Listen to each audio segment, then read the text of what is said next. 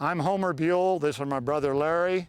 Our family, the Buell family, is very honored to be chosen the award winners for 2012 of the Leopold Award here in Nebraska. We would like to invite you all to come on a tour of our ranch.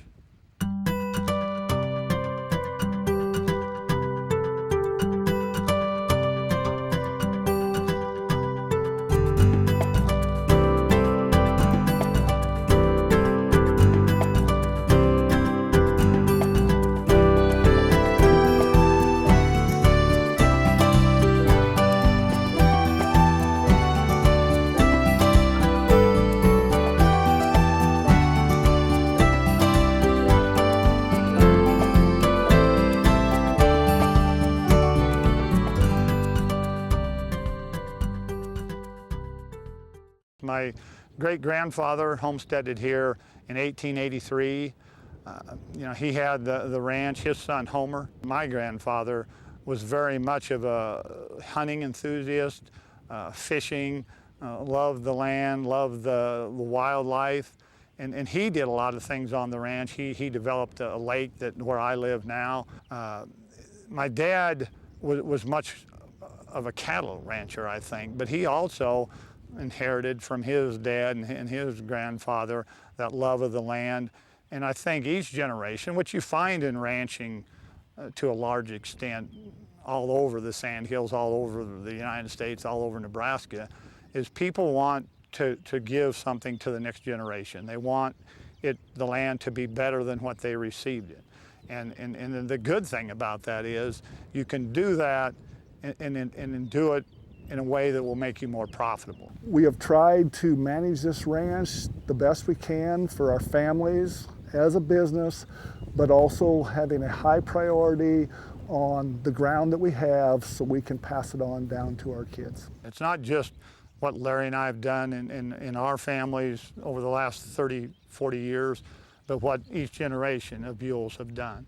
Because I think we have had a family which has been conservationist throughout those generations. So if we're gonna maintain these generations and be here, fourth, myself, and my kids fifth, then you have to be profitable.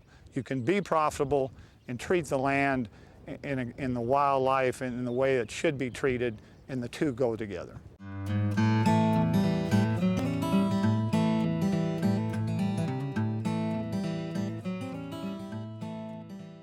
The sandhills are a fragile ecosystem. I mean, much of it is not really enough production there to harvest it with equipment. It's not suitable for farming. The only thing that's really suitable is to be grazed, to be harvested by some type of animals. And we always chose to do it with cattle because cattle do well. We're a tall grass prairie. It's good cow country. We do a lot of rotational grazing. We try to not be in any one pasture more than a week or maybe 2 weeks in an entire year. And that may be done at different times, but short duration grazing, where there are only a short period of time. And because of that, the grass has a lot of time to recover. But then we could move through those pastures and give more rest time. And I think rest is the key, time for those plants to recover, time for them to get the height, and then with the height you have above ground affects your root structure below ground. But the big thing, because the land is the biggest resource that we have. We have the people, we have our equipment, we've got our capital, but the land is our biggest resource, and we need to manage it well.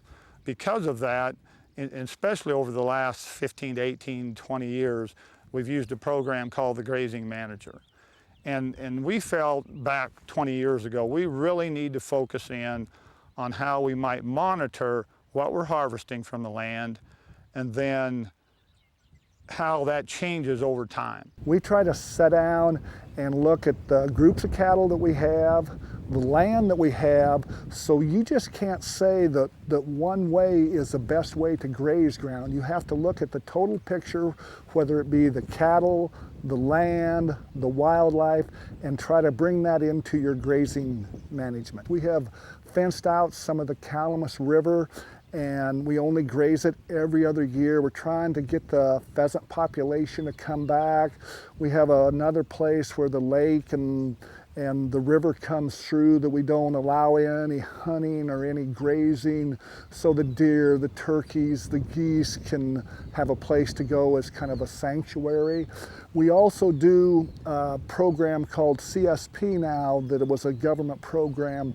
We wait to hay some of our meadows till later in the year, so if birds are nesting there and different stuff. So there's all kinds of little different tools that you can use to benefit the wildlife, but you have to realize we're a family-owned operation, so we have to get our living from this ranch. So we have to make it economical, but we can make it economical and work with the land too.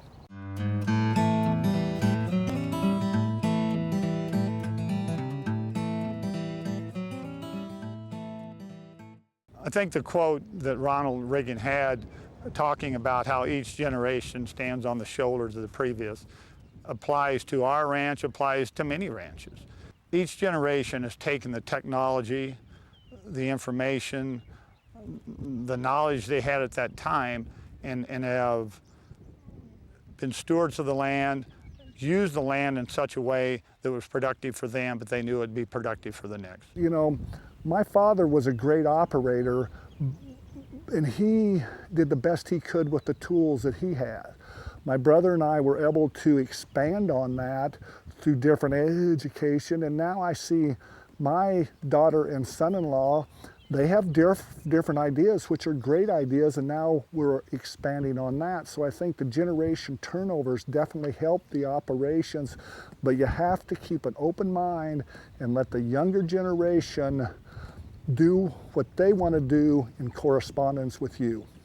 We also have always been big believers. We do this with the people that work for us, with education. Continuing education is so important. We'll send our employees. We tell them when we hire them, you'll go to at least, maybe more, educational event each year to help you learn more about ranch management, about how to manage this grass and manage a ranch. But you continually learn, you do it right yourself, and they'll do it right too. So it's just really neat the way you can do those things together and maintain something that will be here for the 6th generation, the 7th, we hope, and on.